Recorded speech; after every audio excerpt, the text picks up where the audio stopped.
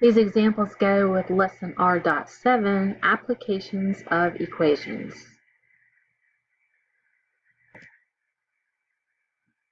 Example 1. A fireworks mortar is launched straight upward from a pool deck 2 meters off the ground at an initial velocity of 40 meters per second. Part A. Write a model to express the height of the mortar S in meters above ground level. Alright, so what we're going to do is we're going to take the information that's given to us in the problem and we're going to put it into this equation right here. And the problem has given us the information we need to fill in for the acceleration due to gravity, and then t is going to be our variable.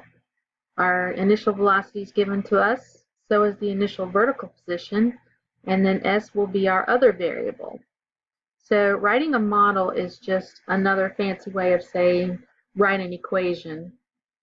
All right, so our gravity constant is actually going to be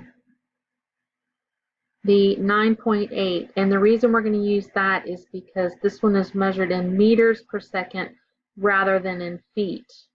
In our problem over here, we notice that our units are in meters and in meters per second. So our gravity constant is going to be the 9.8.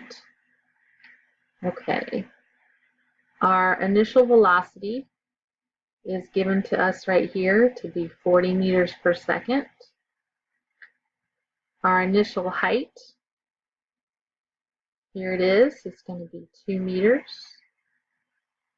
And let's see, we have that, we have that, we have that. We are ready to write our model. So S is going to be equal to -1/2 times 9.8 t squared plus 40 t plus 2.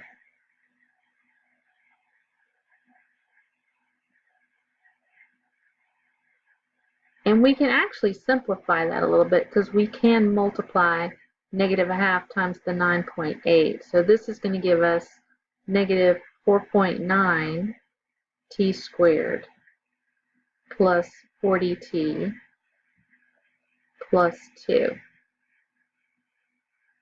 All right, now part B, find the time or times at which the mortar is at a height of 60 meters, and we're going to round our answers to 1 decimal place.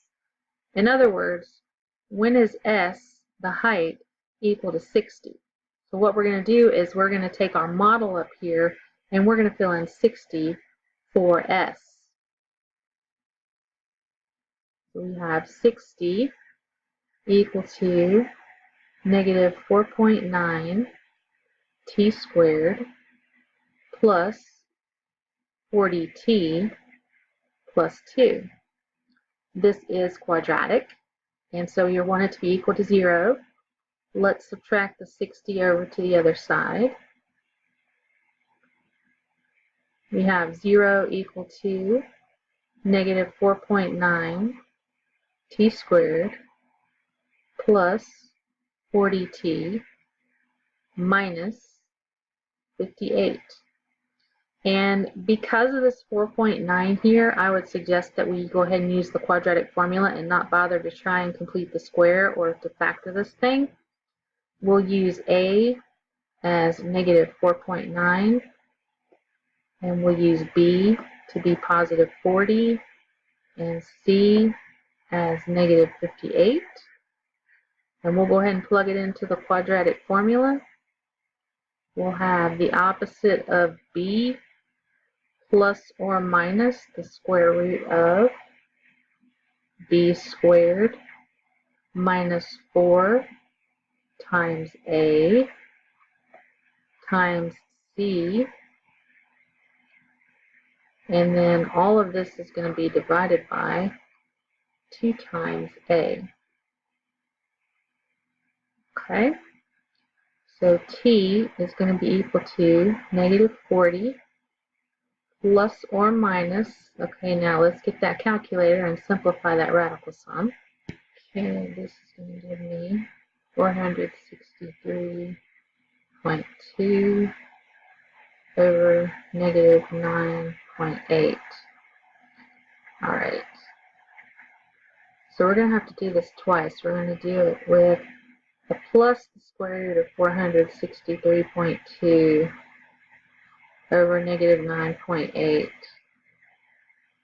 And then we're going to do it again with negative 40 minus the square root of 463.2 over negative 9.8. And we should be able to put these in the calculator and figure out the time or times when this is going to happen. And remember, we're rounding to one decimal place. Okay. All right, this first one here is giving me negative 1.88, but if we're rounding it, I'm sorry, it's giving me a positive number. If we're rounding it, we're going to round it up to 1.9, and our time is, in fact, going to be in seconds. And then let's look at this other one over here. And this is giving me 6.27, but if we round it to one decimal place, this is going to give me 6.3 seconds. Okay, so what's happening is the fireworks mortar is taking off, and it's heading up like so, and it's going to eventually hit the ground or into the pool. All right, and so let's say that 60 feet occurs right here. We can imagine this. This point right here means that 1.9 seconds have passed, and then this point right here means that 6.3 seconds have passed. So what's happening is the mortar is on its way up. At almost 2 seconds, it hits 60 feet. Somewhere up here, it actually hits its maximum, and then it starts coming down, and it hits 60 feet again, and this is just a little bit past 6 seconds.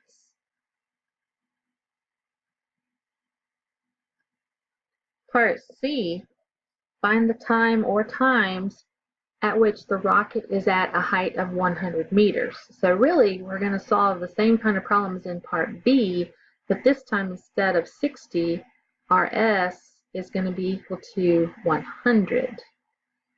All right, in our equation that we're trying to solve, 100 is equal to negative 4.9 t squared plus 40t plus 2. Starting off the same way as last time, we're going to need to subtract that 100 over because we want this thing to be equal to 0. All right, so 0 is left over here. We've got negative 4.9 t squared plus 40t minus 98. Again, because of that decimal in there, I would suggest using quadratic formula. So we'll use a equal to negative 4.9. We'll use b equal to 40 and c equal to negative 98. Let's plug this in and see what time or times this is going to happen. We're going to have the opposite of b plus or minus the square root of b squared minus 4 times a times c, and this is all going to be divided by 2 times a. All right, let's get those handy dandy calculators out and simplify this just a little bit. And that radical is going to give me negative 320.8. And in the denominator, we have negative 9.8. All right, and right away we have a problem because of this negative sign right here. This indicates I have imaginary solutions.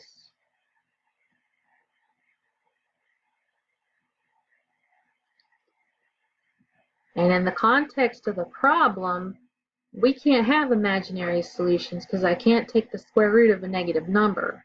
And so in the context of the problem, because of these imaginary solutions, we can answer the question, when is the rocket going to reach a height of 100 meters? It's not, because we got imaginary solutions. That means that the maximum is somewhere below 100. We don't know where, we just know it didn't get up as high as 100 meters.